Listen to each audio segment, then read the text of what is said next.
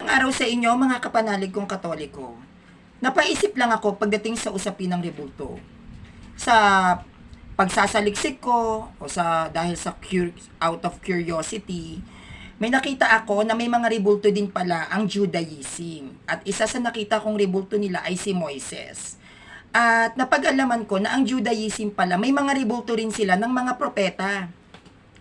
Kung may rebulto ang Judaism ng mga propeta o kumakatawan sa Old Testament, ito ba ay matuturing din na Diyos-Diyosan ng mga Judaism?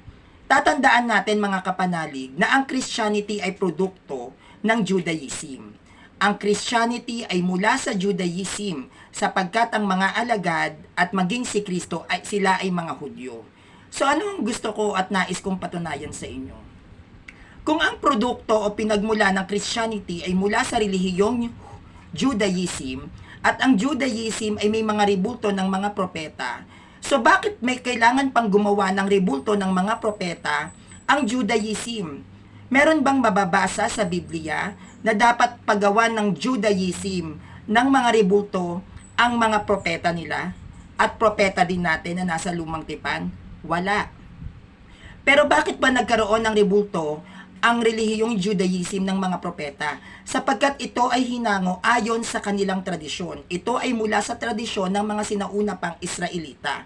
Dahil sa panahon ng mga sinaunang Israelita, nagpapatayo talaga ng monumento o ng mga rebulto ang mga sinaunang Hudyo para bigyan ng pagpaparangal at mataas na paggalang yung mga nagkaroon ng malaking ambag na mga taong namatay at nanatiling matuwid sa mata ng Diyos. Ganon din naman sa ating mga Katoliko. Tayo ay may mga rebulto ng 12 alagad. Bakit tayo may mga rebulto? Sapagkat upang ipakita ang pagpapasalamat at pagpaparangal nating mga Katoliko sa mga naging ambag na mga bayani ng relihiyong Kristyanismo. Wala itong pinagkaiba sa Judaism, sa kanilang pamantayan pagdating sa rebulto, pagdating sa ating mga Kristiyano. Tatandaan po natin mga kapanalig, no? Ang relihiyong Kristyanismo o tayong mga Katoliko, ang ating paggawa ng mga rebulto ng mga iba't ibang mga banal, ng iba't ibang mga santo, ito ay hinangaw din natin sa tradisyon ng mga Hudyo. Bakit? Sapagkat ang ibang mga tradisyon ng mga Hudyo ay inadapt ng relihiyong Kristyanismo. Isa na rito ang pagbibigay pagpaparangal sa mga taong namatay ng banal, sa mga taong namatay na matuwid para bigyan ng pagpaparangal. Bibigyan ko po kayo ng magandang palaisipan. Si Felix Manalo ay may rebulto pong makikita dyan sa sentral na tanso.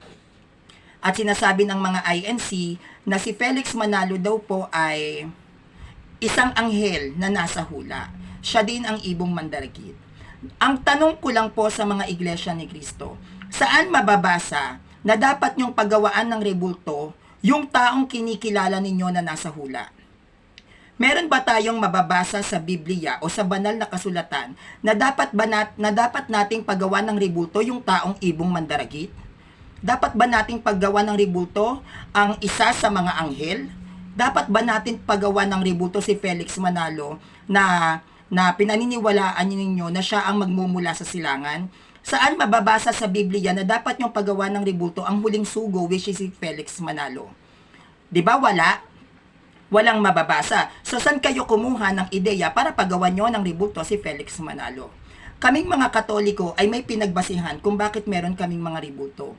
Ito ay mula sa tradisyon ng mga sinaunang Kristiyano. Ito ay pagpapakita na kinakailangan at marapat lamang paggawa ng monumento yung mga taong nagbuwis ng buhay, maging ang mga nilalaman ng mga tauhan sa New Testament, unang-una bilang pagpaparangal, pasasalamat, at para hindi sila malimutan ng tao.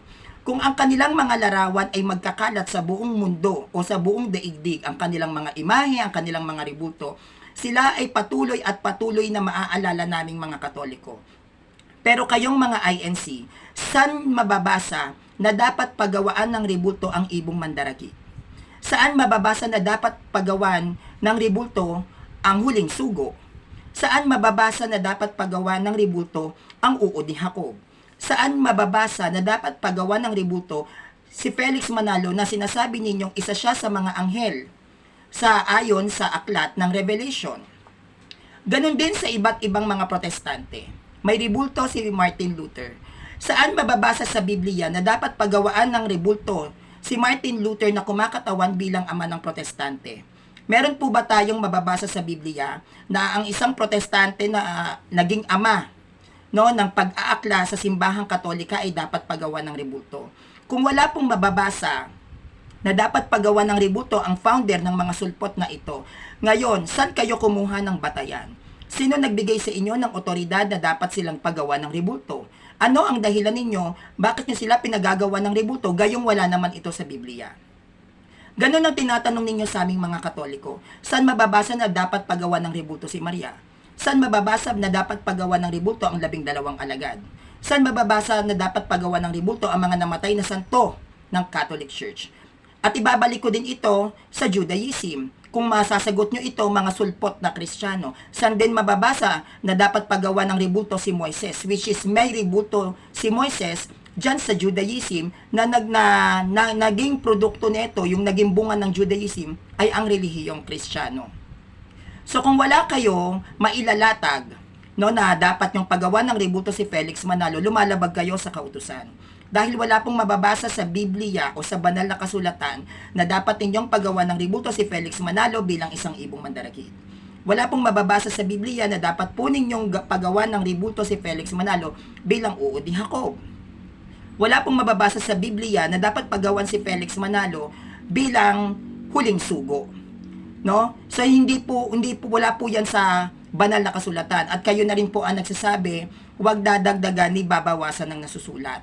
Pero kayong mismo mga iglesia ni Kristo ay dinadagdagan ninyo ang mga nasusulat kahit hindi naman dapat paggawan ng rebulto, bakit nyo pinagagawan? Kami kasing mga Katoliko ay naging bahagi at naging produkto ng relihiyong Judaism.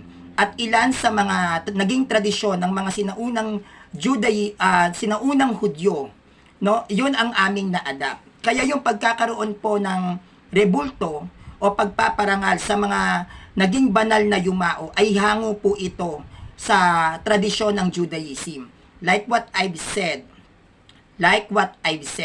the 12 apostles, they are Jew. Jesus Christ, He is a Jew. The Blessed Virgin Mary and Saint Joseph, they are Jew. At tong mga tradisyon ng Jews na ito ay inadapt yung ilan ng mga sinaunang Kristiyano. At ang mga sinaunang Kristiyano, yan po ay tinuro ni San Pablo ng 12 apostles na walang masama kung magpaparangal ka at gagawa ka ng monumento ng mga taong namatay na banal. Nagagawa ka ng monumento ng mga tao na pinaniniwalaan na ito yung itsura at mukha ng mga na nilalarawan sa Biblia. Pero bakit kung si Felix Manalo napagawa ninyo ng rebulto, wala naman po sa inyong inuutos sa Bible na pagawa nyo ng rebulto si Felix Manalo.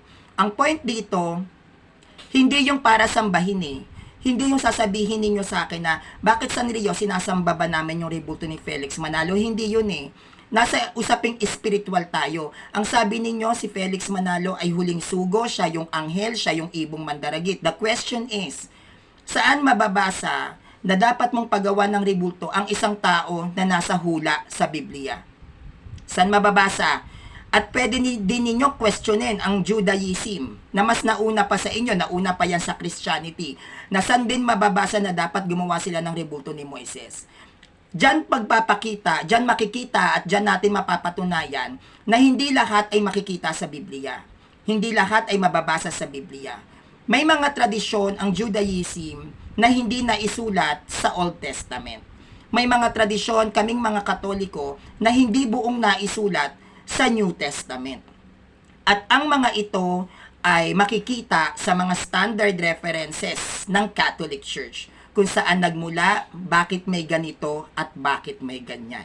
Pero kayong mga sulpot, yung mga sektang hindi religion, saan ninyo kinuha ang ideya na dapat ninyong paggawa ng rebulto o ng monumento ang inyong mga founder? Saan? Meron po bang mababasa sa Biblia na ang founder ng isang sekta ay dapat ninyong patayuan ng rebulto? Saan mababasa sa Biblia na may nakarapat dapat bigyan ng monumento yung mga founder na nagtatag ng sekta? Wala po tayong mababasa kahit isa. At kung wala pong mababasa kahit isa na karapat dapat patayuan ng monumento o rebulto yung mga founder ninyo sa sulpot na sektang yan, sa inyo kinuha ang ideya. Tandaan po natin, hindi po natin pwedeng ikumpara yung mga sagradong larawan pagdating sa usaping espiritual at mga larawan pagdating sa panlipunan, kagaya ni Rizal, ni Apolinario Mabini. Iba ang rebultong yan pagdating sa usaping espiritual. At si Felix Manalo ay sumasaklaw mismo sa loob ng espiritual na usapin dahil sabi ninyo si Felix Manalo ay nasa Biblia mismo. Kung si Felix Manalo ay nasa Biblia mismo, siya ang nasa hula ni Isaiah, siya ang nasa hula ng Book of Revelation. The question is, saan mababasa na dapat pagawan ng rebulto si Felix Manalo kung siya man ay naging nasa hula ni Propeta Isaiah? Saan mababasa sa banal na kasulatan na dapat pagawan ng rebulto si Felix Manalo kung siya man ay nasa hula ng aklat ng Revelation? Hindi po tayo pwedeng mga tuwira na hindi nyo sinasamba. Ang tanong ko ay kategorikal at literal. Saan mababasa na dapat ninyong pagawan si Felix Manalo ng rebulto kung siya ay nasa hula? At saan kayo kumuha ng ideya na dapat magkaroon siya ng rebulto pagdating sa usaping espiritual? Hindi po natin pwedeng ikumpara si Felix Manalo sa pagpapagawa ng rebulto sa mga artista, sa mga pangulo, sa mga naging bayani ng bawat bansa, sapagkat iba ang kanilang pakikipaglaban. Pero si Felix Manalo ay kumakatawan at tumatayo bilang huling sugo, bilang anghel, bilang ibong mandaragit, bilang nasa hula ng mga propeta, bilang nasa hula ng Book of Revelation. Ngayon, the question is, saan mababasa na dapat pagawan yung tao na nasa hula? Bakit nyo pinagawan ng rebulto si Felix Manalo na nasa hula? Mayroon bang ipinag-utos si Kristo? May pinag-utos ba ang sinaunang Kristiyano na si Felix Manalo dahil siya ay nasa hula, dapat nyong gawan ng rebulto? Ganon din sa mga iba't ibang protestante dito. Saan mababasa na nag-utos ang mga sinaunang Kristiyano na pagawan ninyo ng rebulto yung mga founder ninyo?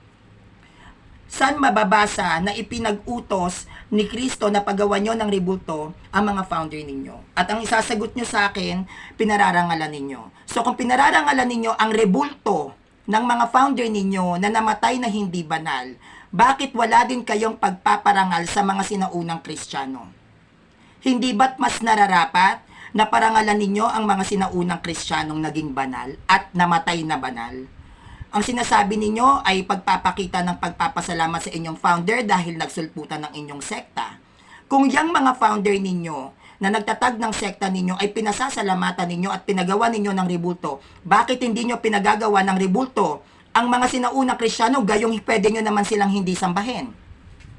Diba? Pag pinagawa ninyo ng rebulto ang 12 apostles, pinagawa nyo ng rebulto si Mary, pinagawa ninyo ng rebulto si Joseph, even Christ. Pag pinagawa ninyo na rebulto, ang stand nyo sa rebulto, hindi nyo naman kayo sumasamba sa rebulto. So bakit hindi kayo gumagawa ng rebulto ng mga sinaunang Kristiyano? Bakit hindi kayo gumagawa ng rebulto ng 12 apostles? Hindi nyo naman sila sasambahin. Yan ang isang palaisipan para sa akin. Nagawa ninyo ng rebulto ang inyong mga founder na sekta, pero hindi nyo nagawa ng rebulto ang 12 apostles. Kahit doon na lang tayo sa 12 apostles. Nagawa ninyo ng rebulto si Felix Manalo. Bilang pagpaparangal sa kanya, pasasalamat dahil na itatag ang INC sa Punta Santa Ana, July 27, 1914. So bakit hindi rin kayo gumawa ng rebulto ng 12 apostles bilang pagpapasalamat ng dahil sa 12 apostles na to ay lumaganap ang Christianity at nabuo ang Biblia sa pamamagitan ng tradisyon? Yan ang tamang pamantayan na gusto kong itanong sa inyo. Nagawa nyo ng rebulto si Felix Manalo, ang inyong mga founder na sekta, bilang pagpaparangal at pagpapasalamat sa kanila. Bakit hindi rin kayo gumawa ng rebulto ng 12 apostles at ng mga sinaunang Kristiyanong namatay na banal bilang pagpapakita nyo rin ng pagpapasalamat sa kanila, gayong hindi nyo naman pala sinasamba ang mga rebulto? Kaya tigil-tigilan ninyo ang pagpaparatang sa Catholic Church na kami ay sumasamba sa rebulto. Dahil bago nyo questionin ang paggawa namin ng rebulto unang-una sa 12 apostles, pumunta kayo sa Jerusalem, questionin ninyo ang Judaism. Bakit meron silang rebulto ng mga propeta sa Old Testament? para makuha ninyo ang kanilang paliwanag at yun din ang magiging sagot naming mga Kristiyano dahil ang aming tradisyon ay mula sa Judaism. Yun lang po at salamat.